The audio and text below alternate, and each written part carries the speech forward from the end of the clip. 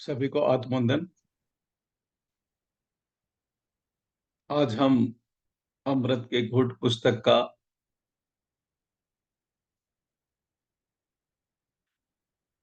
अध्याय करेंगे। उसका शीर्षक है प्राप्त का आदर करना सीखिए। संसार में दूरी में आकर्षण है।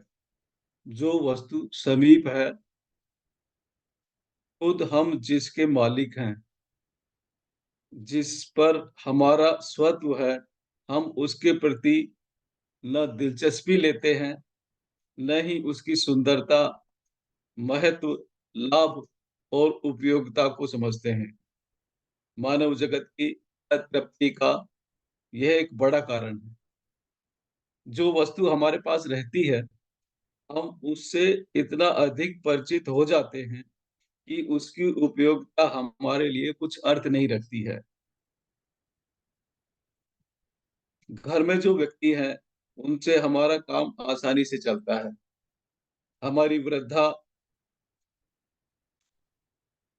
माँ, वृद्ध पिता, बड़े भाई, बहन इत्यादि के निकट निरंतर रहते रहने से हम उनका महत्व दृष्टिगत नहीं करते हैं। पुराने कुटुंबों में जो नई रोशनी के युवक-युवती हैं, वे वृद्ध पिता का आदर, सत्कार, सेवा इत्यादि करने में अपनी प्रतिष्ठा की हानि समझते हैं। इसका कारण यही है कि हम प्राप्त का आदर नहीं करते हैं, अनादर करते हैं। महाजन रुपया उधार देता है, उसके दृष्टि में मूलधन का इतना महत्व नहीं है, जितना कि सूद का है। उसके पास रुपये की कमी नहीं है।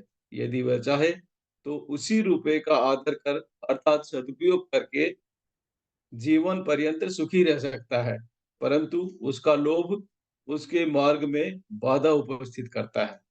वह सूद को वसूल करने के लिए ज़मीन-आसमान सिर पर उठा लेता है, मुकदमेबाजी में फँसता है, वर्षों अदालत में खड़ा रहकर समय और अपनी शक्ति को व्यर्थ नष्ट करता है। यदि मुकदमा सफल रहा, तो उसे कुर्की द्वारा मूलधन सूद सहित प्राप्त होता है। अनेक बार कर्ज लेने वालों का दिवाला निकल जाता है और सूद के प्रलोभन में मूलधन भी चला जाता है। यदि वह व्यक्ति जो प्राप्त है, उसी का समुचित आदर करता, तो क्यों अपना मूलधन भी व्यर्थ गँवाता?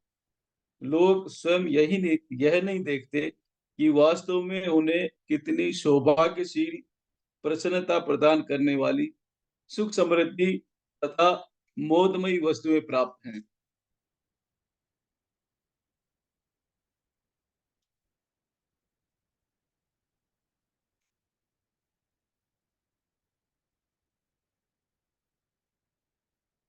यदि विवेक पूर्ण नेत्रों से देखा जाए, तो आपको विदित होगा कि आपके गरीब घर में निर्धनता, प्रतिकूलता और संघर्ष के वातावरण में भी महाकृपालु प्रभु ने आनंद प्रदान करने वाली अनेक वस्तुएं प्रदान की हैं। अंतर केवल यह है कि आपके स्थूल नेत्र उनके सौंदर्य और उपयोगिता का अवलोकन नहीं करते। आपको कौन-कौन सी वस्तुएं प्राप्त हैं? क्या आपके पास एक उत्तम स्वास्थ्य है? यदि अच्छा स्वास्थ्य है, तो आपको संसार की एक महान विभूति प्राप्त है, जिसके सामने संसार का समस्त स्वर्ण, बेशकीमती मूँगे, हीरे, जवाहरात, दौलत इत्यादि फीके हैं। वास्तव में संसार का अस्तित्व ही आपके स्वास्थ्य पर निर्भर करता है। आपको जो स्वास्थ्य रूपी संपदा प्राप्त है, उसका आदर कीजिए। अपनी पाँचों इंद्रियों स्वाद, घ्राण, श्रवण, स्पर्श, दर्शन इत्यादि के अनेक आनंदों का निर्दोष सुख लूटिए। विश्व में ऐसे सैकड़ों सुख एवं आनंद हैं, जिनका आधार उत्तम स्वास्थ्य है। यह आपको प्राप्त है, तब इसके द्वारा रसपान करना, जीवन में आनंद उठाना आपकी बुद्धि पर निर्भर करता है। बुद्धि के सदुपयोग से स्वास्थ्य के आधार पर रहने वाले अनेक सुखों को प्राप्त कर जीवन को सुख शांति में बनाया जा सकता है। लंबी सैर को जाइए, फूलों से परिपूर्ण उद्यान में टहलिए, नदियों के में स्वच्छंदता से तैरिए, खेलिए, कूदिए आप बिना किसी रुपये पैसे के आनंद प्राप्त कर सकते हैं। स्वास्थ्य, बल, शक्ति, स्वभाव, सौंदर्य जो आपको प्राप्त है, उसके आनंद आपकी पहुँच के भीतर हैं, उन्हें प्राप्त कीजिए। यदि आपके पास बहुमूल्य कीमती वस्त्र, आभूषण, सुसज्जित मकान इत्यादि नहीं है, तो दुखी होने की कोई आवश्यकता नहीं है। जैसे वस्त्र हैं, उन्हीं को स्वच्छ एवं निर्मल रखकर सादगी से आप अपनी विशेषताएँ प्रदर्शित कर सकते हैं। वस्त्रों के विषय में अपनी रुचि सरल बना लीजिए। इस बात के लिए क्यों वक़्त दुखी होते हैं कि आपकी छल-छबीलों की तरह सजे-बजे नहीं हैं। जो व्यक्ति अत्यधिक बनाव श्रृंगार में निमग्न रहते हैं, वे प्राय मिथ्याभिमानी, छिछोरे, अल्पबुद्धि हैं। कपड़ों के मायाजाल में झूठा सौंदर्य लाने की चेष्टा करते हैं। केवल कुरूप व्यक्तियों को ही ये विश्वास होता है कि वस्त्रों द्वारा उनकी कुरूपता छिप जाएगी। बहु बहुव्यय, कृत्रिमता और बनावट श्रृंगार से बातों के लिए अशांत रहने की कोई आवश्यकता नहीं है। आपके पास जैसा अच्छा बुरा है, उसी का सदुपयोग करना प्रारंभ कर दीजिए।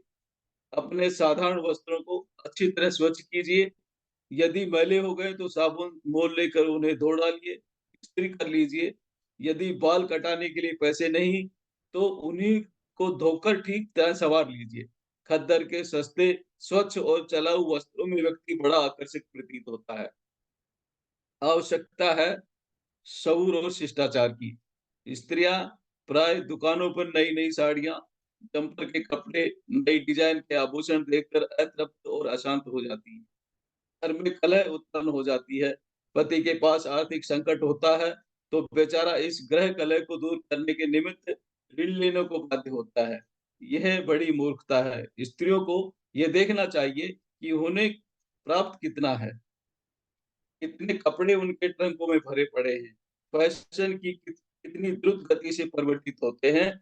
यदि हर वर्ष पुराने स्वर्ण आभूषणों को तुड़ाकर नवीन रूप से उनका पुनर्निर्माण करा जाएगा, तो असली सोना क्या खाक व अवशेष बचेगा?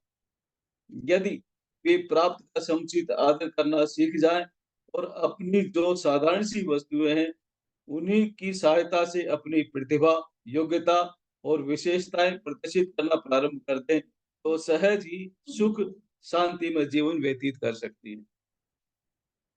आज इतना ही। तो सर एक अगर अनुमति हो, तो एक छोटा-सा भजन है। जी, जी, बिल्कुल, बिल्कुल भाई साहब। जी, जी।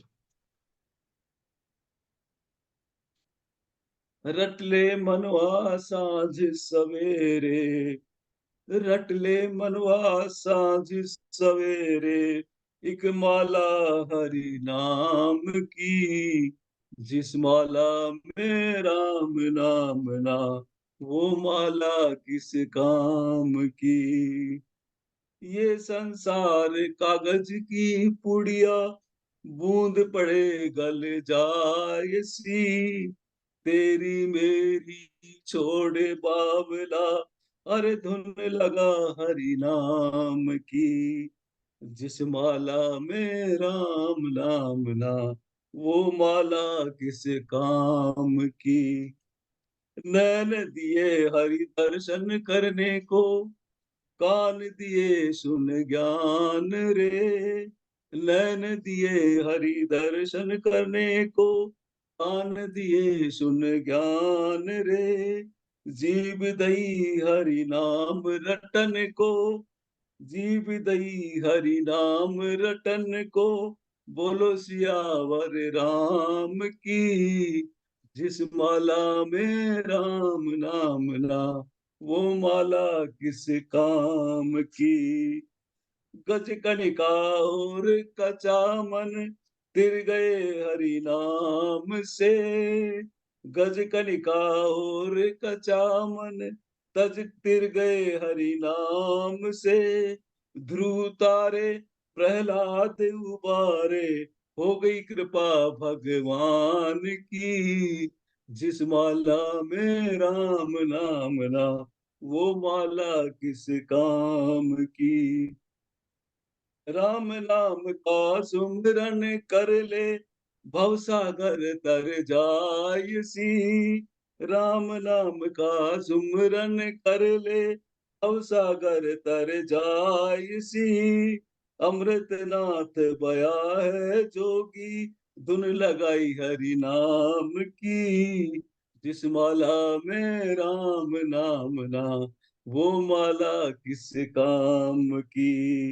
रट ले मनवा साँझ सवेरे, एक माला हरि नाम की।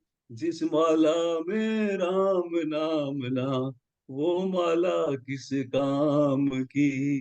वो माला किस काम की। वो माला किस काम की। Thank you sir.